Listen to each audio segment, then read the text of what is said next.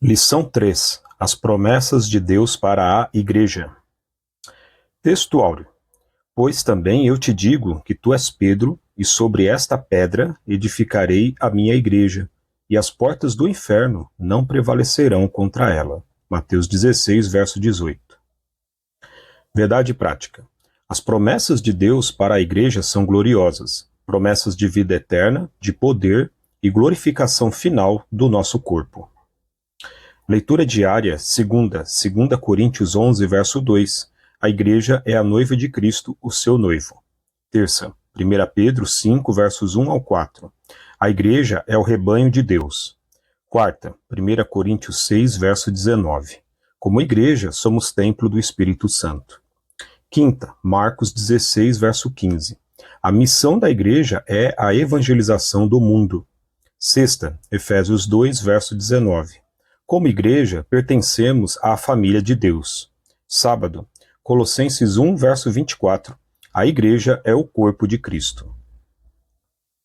Leitura bíblica em classe, Mateus 28, versos 18 ao 20, Marcos 16, versos 15 ao 18, Atos 1, versos 6 ao 8. E chegando-se Jesus, falou-lhes, dizendo: É-me dado todo o poder no céu e na terra.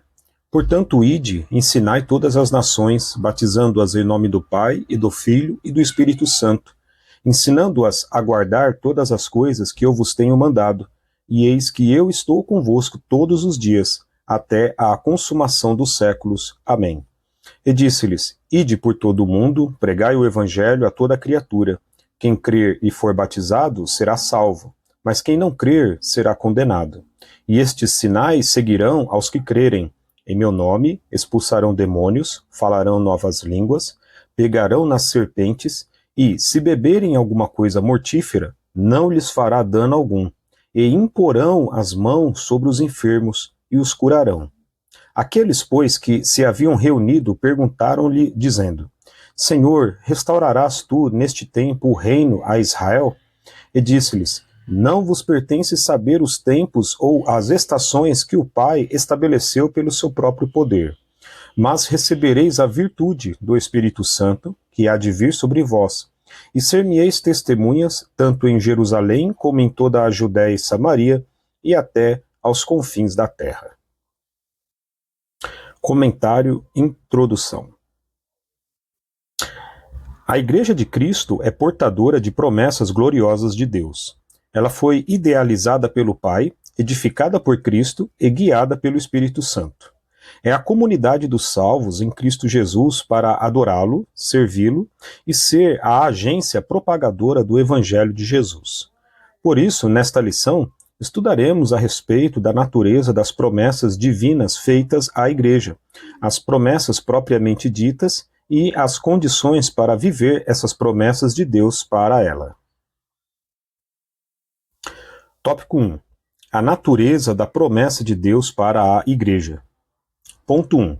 A promessa de sinais sobrenaturais.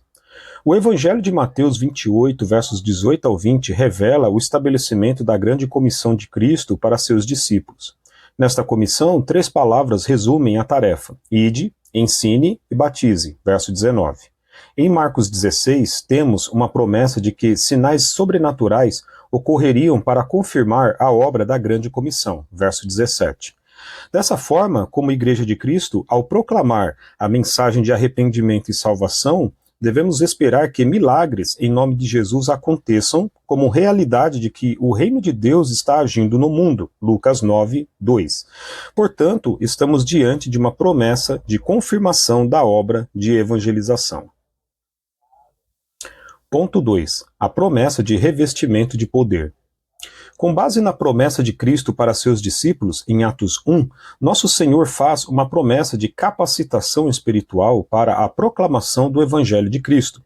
Recebereis a virtude do Espírito, verso 8. É a promessa do batismo no Espírito Santo para capacitar o crente na transmissão das boas novas de salvação. Além de poder para proclamar, a capacitação do Espírito também nos forja como testemunhas de Cristo em nossa família, bairro, cidades e nações, verso 8. Portanto, estamos diante de uma promessa de capacitação espiritual para a evangelização. Ponto 3. Promessas espirituais para uma instituição espiritual. Ao longo das Escrituras, percebemos que a Igreja foi forjada espiritualmente em Cristo. Por isso, a natureza das promessas para a Igreja é primariamente espiritual. Notemos como Jesus se refere à Igreja em Mateus. Edificarei a minha Igreja. Mateus 16, 18. A palavra grega para igreja aqui é eclesia, é um termo que remonta a uma reunião de pessoas chamadas do mundo para participarem ativamente do reino de Deus. Isso é possível pela obra poderosa de nosso Senhor na cruz. Por isso, a igreja é denominada no Novo Testamento como corpo de Cristo, Colossenses 1, 24, o templo de Deus, 1 Coríntios 3, 16, a noiva de Cristo, Efésios 5, 25 ao 27. Assim, uma instituição espiritual tem promessas espirituais para serem confirmadas em seu ministério no mundo. Marcos 16, 18 ao 20, Atos 1, 6 ao 8. Tópico 2. As promessas de Deus para a Igreja. Ponto 1. Promessa de vida eterna. O estabelecimento da grande comissão do nosso Senhor, como vimos em Mateus 28 e em Marcos 16, constatamos que a primeira e grande promessa da Igreja é a de vida eterna, a salvação em Cristo Jesus. Essa promessa é para todo aquele que nele crê.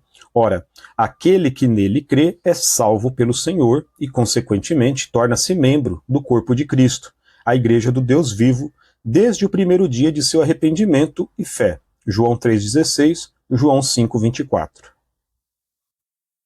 Ponto 2. Promessa de poder. Uma vez salvo em Cristo e membro de seu corpo, de acordo com o que lemos em Atos 1, temos uma gloriosa promessa de poder do alto para sermos instrumentos vivos em que os sinais e os milagres de Deus possam confirmar a palavra que ele nos entregou. Essa promessa foi feita em Atos dos Apóstolos, Atos 1, 5 e 8, foi experimentada naquele tempo, Atos 10, 44 a 46, 19 e 6, e, ao longo da história da Igreja, tem sido confirmada novamente na vida de milhares de servos de Deus que experimentam o batismo no Espírito todos os dias e recebem dons espirituais preciosos para fazer a obra de Deus com fé e ousadia. O mesmo Senhor que batizou em Atos dos Apóstolos ainda batiza hoje. Ponto 3. A promessa da glorificação do nosso corpo. No mesmo corpo do texto bíblico em que se encontra a promessa do revestimento de poder, em Atos 1, também se encontra a promessa da vinda do Senhor. Varões galileus, por que estás olhando para o céu? Esse Jesus, que dentre vós foi recebido em cima no céu, há de vir, assim como para o céu o vistes ir. Atos 1:11. A palavra de Deus nos mostra que quando o nosso Senhor arrebatar a sua igreja, seremos semelhantes a ele, porque assim como é, o veremos. 1 João 3:2. Quando o nosso corpo for glorificado, o veremos face a face, e o conheceremos como também ele nos conhece. 1 Coríntios 13:12. Que promessa gloriosa. Tópico 3. Condições para viver as promessas de Deus. Ponto 1. É preciso crer. As Escrituras mostram que perseverar na fé em Deus é condição indispensável para viver o tempo do cumprimento de suas promessas. Atos 2:1. A Bíblia mostra que Abraão recebeu uma promessa de que seria pai de uma grande nação. Ele creu em Deus, perseverou na fé, e isso lhe foi imputado como justiça. Romanos 4:3, Gênesis 21:5. Nestes últimos dias, precisamos reanimar a nossa fé nas promessas de Deus. É tempo de confiar no Senhor e se fortalecer na força do seu poder. Efésios 6:10. Ponto 2. É preciso ser fiel. Uma vez que cremos no Senhor, devemos nos apresentar a Ele de maneira fiel. Os discípulos de Cristo, conforme nos mostra o livro de Atos, permaneceram fiéis diante do que ouviram diretamente do Senhor. Atos 1:8, 2:1. Não importa o tempo que passe, nos apresentaremos a Deus em fidelidade, como fez Jó, que mesmo sem saber que era alvo da malignidade do diabo, que tirou-lhe os bens, os filhos e a saúde, manteve-se fiel. Jó 1:21. Como Daniel, lançado na cova dos leões, ainda assim permaneceu fiel ao Senhor. Daniel 6, 9 ao 10. Tomemos as palavras de Jesus: "Sê fiel até à morte, e dar-te-ei a coroa da vida. Apocalipse 2:10. Ponto 3. É preciso obedecer a Deus. Obedecer é a condição para que Deus cumpra suas promessas na vida de alguém ou de um povo, bem como de sua igreja. A ordem era clara para os discípulos: ficai, porém, na cidade de Jerusalém, até que do alto sejais revestidos de poder. Lucas 24:49.